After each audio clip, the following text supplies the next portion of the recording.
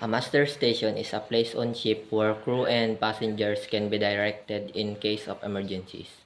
A master station is clearly marked and accessorized with relevant safety gear including life jackets.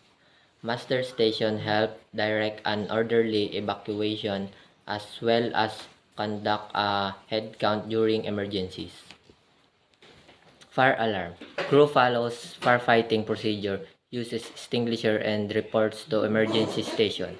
General alarm. Signals an emergency. Crew must proceed to master station and follow instruction. Abandoned ship alarm. Crew gathers at master station, put on life jackets and prepare to board life boats.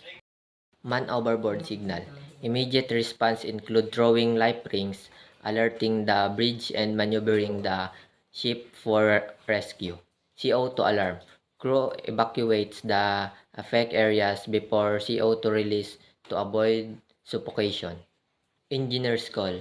Summons engineering crew for urgent machinery issues. Cargo hold flooding. Crew accesses and pumps out water to prevent cargo damage or ship instability. Pollution prevention. Immediate action to contain and report any oil or hazardous material spill. Engine room flooding. Crew isolates the affected areas, stop machinery, and begins dewatering operations. Importance of training and drill. Regular training and drill prepare the crew for emergencies, ensuring quick and effective responses. They reduce panic, improve coordination, and enhance safety on board, preventing loss of life and damage to the ship.